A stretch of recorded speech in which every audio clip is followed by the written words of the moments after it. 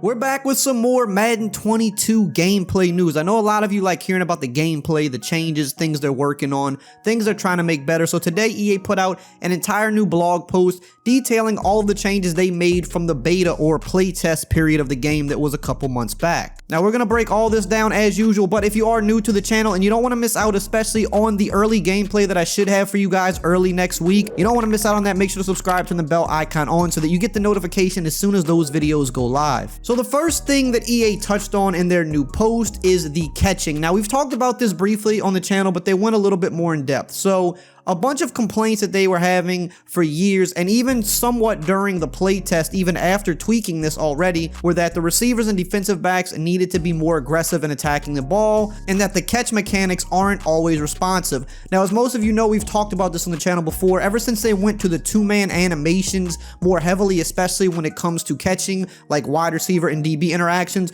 we felt like we've lost a lot of control over attacking the ball, out of getting in position and going up and making the catch. Well, they did some tweaking even further after the playtest, and this is what they said. There was a lot of work done on catching that didn't make either of the playtest builds, so we were anticipating some issues with catching, and players definitely noticed them. There may not be a more important system in gameplay than catching, and in that vein, players will experience a lot of improvements to jump height logic that gives players more appropriate catch radiuses, and there's also more logic that increases catch aggressiveness for both offense and defense at the catch point. One really important additional change we want players to be aware of is that holding the Y or triangle button to play the ball on defense in Madden 22 will carry more risk. Because there are less multiplayer catches being used, defenders playing the ball have more chances to miss the ball, whereas the range for swats has been increased, making the swat mechanic the more conservative but safer play on defense compared to always going for the pick. Now, to me, what this sounds like is they're bringing it a little bit back to more of the old school style of Madden. They already said that they were trying to limit the two-man multi-user catch interactions this year. They removed a lot of them, and one of the big areas that they removed some of them were in the aggressive catch, the one-on-one jump ball catches. Now, they still do have multi-user catches. They do still have two-man animations, especially as it pertains to things like when your X factor is active and stuff like that. There still needs to be some two-man catch animations, but they've significantly reduced these to now when the ball is in the air, the defender and the wide receiver kind of have equal rights to the ball, whereas for a while now, both players, the guy on offense and the guy on defense, would just hold down the catch button and it would just kind of morph you together into a two-man animation, and neither person really had control over the outcome. And in fact, a lot of times the defensive back would wind up winning this outcome even if he was not in better position and even if he was a lot smaller than the wide receiver. While there still could be those two-man multi-catch animations playing out at times, more times than not now, both users will be able to click on, and whoever's in better position should have rights to the ball, which a lot of times is going to be the wide receiver. However, this is where the SWAT mechanic comes into play, because old school Madden, that's what players did a lot of times. When people would try to throw up a one-on-one ball, because the receiver more times than not would have favorable position and be able to kind of box out the defender, especially if it was a tall receiver, what you had to do on defense was click on, and you had to play conservative and just get your hand on the ball. As long as you could get your hand on the ball to disrupt the catch, you would usually win that down. Whereas these past few years, both players could just hold down Y and you knew that you had a 50-50 chance of just going up and getting an interception. Now let's talk about player movement, the most polarizing thing about Madden 22, and the same could be said for Madden 21 when it moved to next gen. There's been pretty much two different trains of thought here. Either there's people that think the player movement is too slow, and then there's another half of people that say player movement is authentic, don't touch it at all. It says here, with a lot of players experiencing the current console generation for the first time, which is the Xbox Series X and the PlayStation 5, the feedback towards next-gen player movement was very polarizing for the second year in a row. After many years on Xbox One and PlayStation 4, we know how big that adjustment is for players, but we are confident that a more realistic movement system that is using data straight from the NFL is what's best for our players and the future of Madden NFL. We will continue the quest to make this game as real as being on field. The feedback on the topic was almost evenly split between like and dislike. That being said, we will continue iterating on next-gen player movement, and some of the specific issues players called out have been tuned and improved. One frequent example mentioned from the playtest was a desire for bigger, heavier players to show more differentiation in speed than the smaller, faster players. We've done some tuning to widen that gap between the fastest players in the league and everybody else. However, two important pieces of the movement equation that we want to mention is that acceleration and change of direction are just as important as speed. The acceleration rating controls how long it takes a player to reach top speed, and change of direction controls how long it takes a player to turn, while the speed rating controls how fast a player is when he's running at top speed. So if you played Madden 21 Next Gen, you already knew how different the movement was, and a lot of people didn't like it, but there were a lot of people that also did like it because they felt it was a little bit more realistic than the more kind of straightforward robotic movement of the older gen. Well, now with Madden 22, a lot of people are experiencing this for the first time. I still am not a huge fan of it. I'm just more used to the old system. Is it a little bit more realistic in areas? For sure, because you can't stop on a dime and change direction as quickly, which makes sense. You have to really be mindful of how you're turning upfield. You can't hold down the acceleration button or the speed boost button when you're trying to turn, because you will not be able to turn as fast because you're trying to run at top speed and turn, which you can't really do. You kind of have to slow down a little bit if you want to make a more exact turn upfield or kind of make a more sudden stop. So it is a huge adjustment. It feels very different. It does feel for me that it just takes a long time to get up to top speed. It feels like the acceleration stage is just so much more drawn out and sluggish. However, where they talk about the differentiation between the top speed players and everybody else, that is one area where I do notice a difference in guys like Tyreek Hill, for example, or Henry Ruggs. They do feel noticeably different than everybody else. They feel like they are that much faster than everybody else, which they should. So it's going to take time to get used to, but this is clearly where they're going. So, I mean, we can complain about it. I don't like it, but at the same time to adapt, I suppose. Another big thing they made mention here of is the momentum system, or the momentum formula for competitive modes, which means online head-to-head for regular, ranked, or ultimate team. It says here, we will not launch with this unique formula for online ranked head-to-head or ultimate team head-to-head. We have a formula specific for competitive games that's currently being tested, and we also want player feedback from the base formula after launch so we can make further adjustments to get it completely dialed in when we deliver it in a title update. So I think what this means, it's kind of worded weird, but I think what this might mean is that for online head-to-head modes, which are set to competitive playstyle, the momentum system will still be there, but it's not going to be the specified online competitive mode formula that they're still working on. So basically with momentum, how it works in the regular game is you get momentum for, successful plays, gaining yards, scoring touchdowns, getting interceptions, whatever the case. I know that they mentioned as it pertains to online modes that are set to competitive style, they wanted the momentum to be more based on user play rather than just getting yards or getting touchdowns. Now, you would still get momentum for yards and touchdowns, but you would get much more momentum for something like a user hit stick or a user pick or a user catch, because they want to make it more about the user input. So what it sounds like to me is that when the game does launch, the momentum system might just be the same across the board, but they're still actively testing the best way to do the competitive style momentum formula for online, and that's going to be implemented in an update where the formula will change, but it's just, I guess, not ready yet. It's not where they want it to be, so they want to do more testing with it. Another bit of feedback that they got a lot was that the pass rush was too powerful, specifically the edge rush. It says here, we have made an effort to make the pass rush heavier across all modes to get more realistic time in pocket and have the pass rush play a bigger part of balancing the game. We did this by unlocking non-engaged moves for AI-controlled pass rushers on the edge. These non-engaged moves are the speed rushes introduced in Madden 21 for user-controlled pass rushers. However, we did add some additional levels of tuning to edge rush specifically so that the ratings matchup versus the blocker versus defender is more heavily differentiated than in the playtest, to increase the win chance for really good pass blockers and decrease the win chance for lower-rated pass rushers.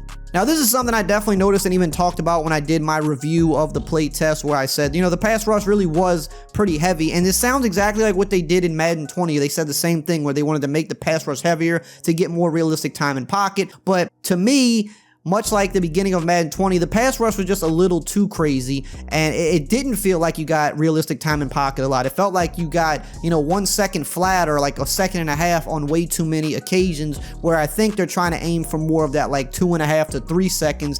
Sometimes it still happens way too fast. Now, I will say that coverage definitely seemed very iffy, especially zone coverage. So in the name of balancing, something has to be good on defense. We know that they nerfed the user, especially with the player movement. It's a lot harder to move all over the field field with the user. If the coverages aren't going to be crazy, something has to be good on defense. So if it's pass rush, then so be it, but there has to be something that's good, and I think this year it's going to be another like pass rush heavy year, kind of like Madden 20 was, where the defensive line can really get after the QB. Another bit of feedback they got was that there was too much pass rush pressure when only rushing 2 or 3 on the competitive game style, which is something that we saw heavily in Madden 21 and online play. People would rush 2 or 3 guys, drop everybody else back, and you would still get pretty good pressure. It says here, to further balance the increased pass rush in Madden 22, we've added some logic specific to the competitive game style so that it'll be very difficult to get consistent pressure when rushing 3 or less, especially versus double teams. Now that is a good fix, because if pass rush being good is one thing, but if you're rushing 4, that means there's still some type of holes in the defense. When you're only able to rush 2 and 3,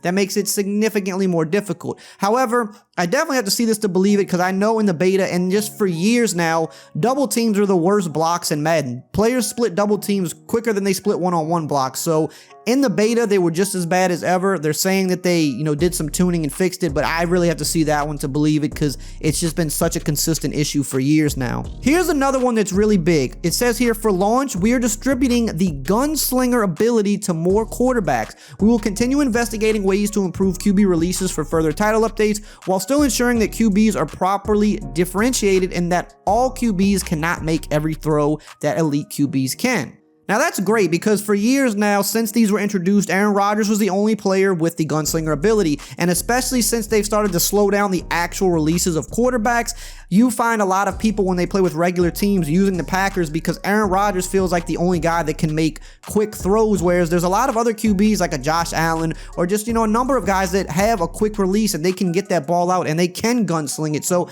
I like hearing that they're distributing this to more players. We'll have to see how many players are actually going to get it though. They also did some work with QB contains for the 10th year in a row. Contains just don't ever work properly. It says here, contain animations now go deeper into the backfield, more conservative pursuit angles to keep contain after disengaging away from the blocks. The contains are just never right in Madden. I don't know why. In the beta, they were pretty bad. You could get outside of the pocket with QBs very easily. So it sounds like what they're just doing here is they're going to make them super conservative and make sure that they play that edge very hard and not let the QBs out of the pocket. But again, it's another one of those have to see it to believe it, because one way or another, contains just never seem to work properly in the game. So we'll see. Here's another huge one. They made improvements for defenses versus tight end delay fades. Logic to improve QB contain logic versus the delay blockers. They did tuning to improve pass rush logic to properly disengage away from a delay blocker. They added logic to improve QB contain logic versus delayed blockers in double teams. And they did tuning to man coverage to stick in coverage on the tight end in a delay for longer. This has been a huge thing since it was added to the game, especially last year. People put a tight end on a delay fade and they can release the fade when they want to and nothing will defend it. Zones will drop too far back because it's naturally delayed, so the guys in zone kind of backpedal just enough away that you can dump it down to the tight end underneath. But the problem is, even when you manned him up, a lot of times that man defender would go into another assignment or he would blitz, because a lot of times in real life, if you're manned up on somebody and they're blocking, you will now turn into a blitzer, or you kind of like, you look for work elsewhere. But people were kind of using this as an exploit, because whenever they would man up the tight end, they would just wait for that defender to blitz or go into another assignment. Then they would release the tight end and he'd be wide open. So that was actually one of the areas of the game that needed the most improvement, and it looks like they finally addressed it. Now let's talk about playbooks. It says a variety of updates to all 32 team playbooks has been completed for the launch of Madden 22. Most of these updates were not in the beta, but players will notice new plays and formations for every team. New NFL Live playbook content is already in progress for delivery via title updates in an effort to keep playbooks fresh and exciting for our players all season long. We'll go into more depth to discuss playbook updates in an upcoming Gridiron Notes devoted to nothing but playbooks, so stay tuned.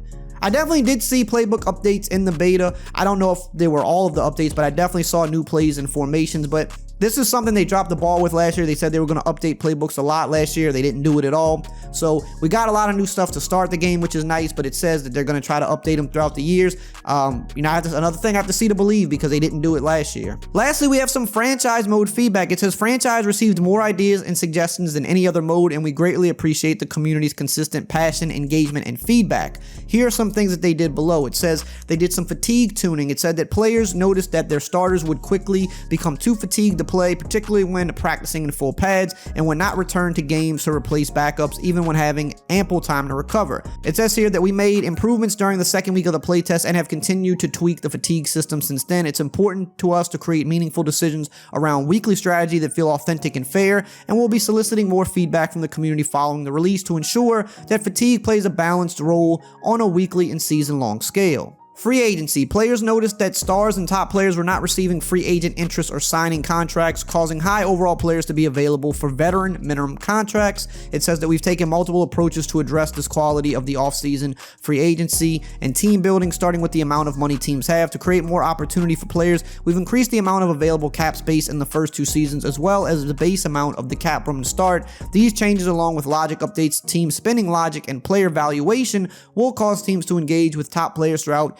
the 3 off-season bidding weeks. Draft classes. It says here that draft classes received mention in different capacities around balance and uniqueness, with the overhauled scouting system also likely to put a fresh emphasis on this topic. The way teams draft, the ratings of rookie prospects, and positional values are all nuanced discussion areas that the design team is constantly evaluating in the context of our systems. To this end, we are working on logic changes to allow CPU teams to make draft selections more appropriately. Simulation stats. Scrambling quarterbacks were not rushing for enough yards when simulating. We have tuned our simulation stats so that quarterbacks will have significantly more rushing yards, along with other miscellaneous improvements in this area. The NFL remains unpredictable and evolves over time, so variation will always be a part of the system, but league leaders are now more likely to be composed of players' teams that are among the best in their respective areas.